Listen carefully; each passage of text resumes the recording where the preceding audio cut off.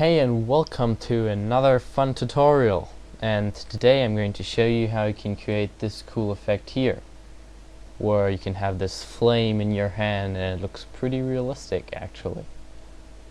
How come these effects are all some stuff that you can't actually have in real life? I always feel stupid when calling them realistic. Who cares? Let's get started. Now there's a similar tutorial to this one online already, but I've changed a few things and I think it's easier to make that way in case you know the other one, just in case. So we have the hand footage here. I'm just gonna drag that to new composition on the new comp button, and this is footage from videocopilot.net, and I don't have any footage of a hand myself. Unfortunately, if I did, it would be really bad quality, so sorry, but I'm not using that. I don't want to. That's embarrassing for me. I haven't got my new camera yet. So I've got this footage from videocopilot.net. This is Sam Moya's hand. It was in the bug tutorial where you got bugs crawling on your face or up your arm, and this is the footage from that. You can download it as well as in the project files for that tutorial on videocopilot.net, which I'm already saying for the third time, I just noticed. Who cares? Let's get started. Now what you want to do first is you have your footage and you want to track it. So you're going to go to Window and open the tracker controls.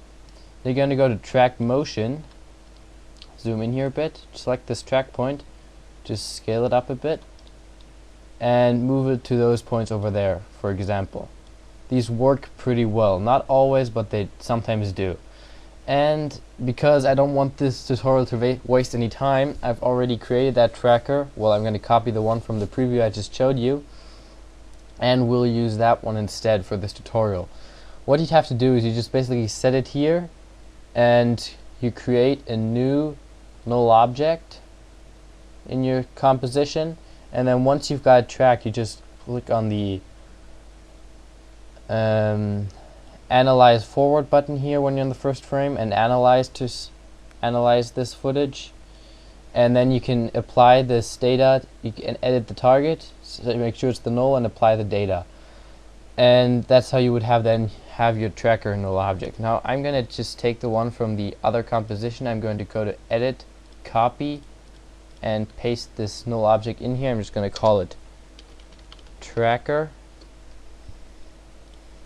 And it basically, when I turn it on here, the visibility, it's stuck to my footage, well, basically to the middle of the hand for some distance. I didn't track all the way. I tracked like, I'm going to stop this at 2 seconds, press the N key to end this here at 2 seconds. And yeah, now we've got the footage tracked. So our next step would be to import the flame footage. Now there's footage like this on detonationfilms. Oops, that was a mistake, sorry there. We pull in our composition down here. There's footage like this on detonationfilms.com. You can just go there and download it. It's a really cool website with lots of flames and gunshots. I really recommend it.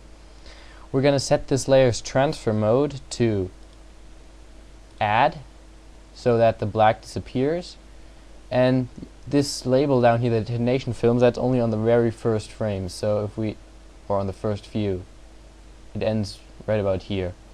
And because this is fairly long, this flame, we're going to drag it back so that we're just going to check the first frame here, drag it back until we got this one spot that we want. There's this spot at the end where it just blows up and then it burns for quite some time. So we'll like go there at this moment, and we're going to drag it up into the middle of our hand.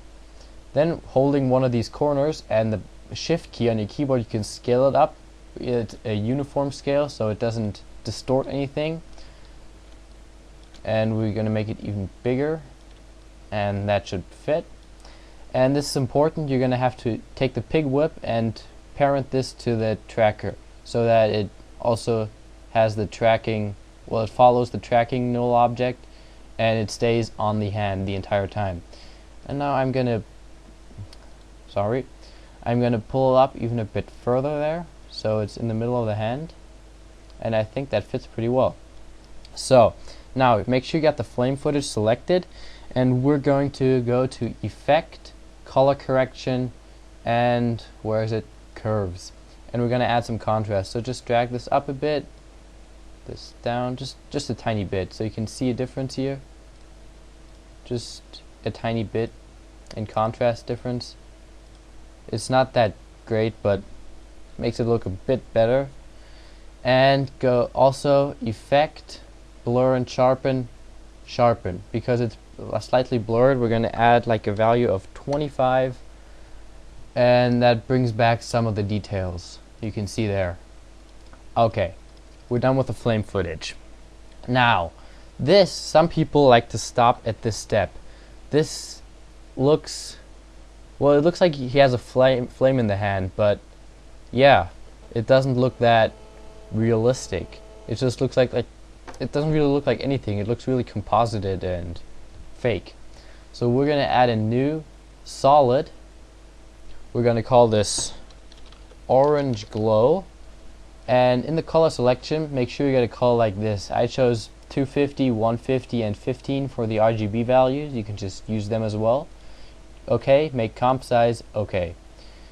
Now I'm just going to leave the tracker at the top, and we're going to turn off the visibility for this layer for a second, and take our pen tool, and we're just going to draw a quick mask here on the hand,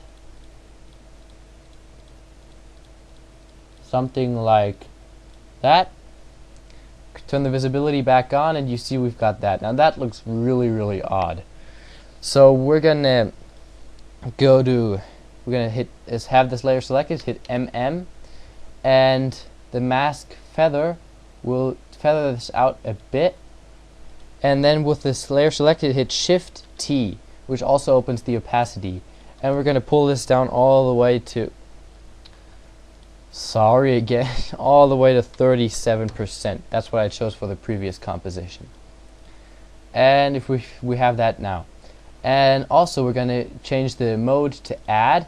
So instead of that normal orange dark type, we have a glowy, I don't know how to describe this, more like it's a glow on the hand actually. And now this is one of the important steps. Go to Effect, Stylize Glow, and I'm not going to change it to this simple glow here. We're going to go to Alpha Channel, which makes that ring there. And now we're going to set the glow threshold all the way up to 95% to pull that ring in there. Maybe even a bit more, just so we get that ring in the middle there. And I might pull this over a bit. It doesn't have to fit perfectly on the hand like I had it earlier. The glow radius we're going to push up to 92, so we got the ring like blurred out. And the intensity will also pull up to 8, so it's really bright. And this already looks a lot better. And it's important, what I just missed here is that the glow is below the flame. Did that even make a difference now? That's odd. Oh well. And the glow also has to be parented to the tracker so that it moves with the hand. And now this looks really cool. There's only one thing we're still missing, and that is a flicker on the glow so that it looks a bit more realistic. For that, we're going to open the opacity, and instead of adding keyframes that affect the opacity, we're going to alt-click on the little stopwatch, and we're going to add a wiggle expression. And the one we're going to add is wiggle 10, 10, and hit enter on the numpad. What this does is it changes the opacity value 10 times a second. It changes it to 10%. And this is, for my limited experimentation with the first test, this seems to look pretty cool. If I do a quick RAM preview, we can see how this turns out, and that looks pretty cool. And maybe we can go back into our orange glow and turn up the threshold, pull that, well, we can't pull it any further. We have to make the mask a bit smaller. So maybe, oh, if I think about it, this looks okay. As long as the this ring doesn't go off the hand. We got the nice glow around on the fingers, over here, over there, on the thumb here. It looks really cool. And if you found this, so we're done here. If you found this tutorial any helpful, please go and visit my blog at KillianCoe, I don't know how you pronounce that, I won't even tell you how I do, .com. That's my YouTube username. On the blog you can view my tutorials. You've got these embedded right here in the YouTube player. I'm going to show you how you can create this cool. I'm going to turn the sound off, and if you go on full screen, you won't see this very well, but this is HD. You'll see this really good. It lags a bit too because I'm recording, but you can watch this tutorial in HD from a really fast server at YouTube. I really recommend it. I'm going to go to the homepage right now. There's all my tutorials. Please visit, comment, and tell me what you think. Thanks for watching. Bye.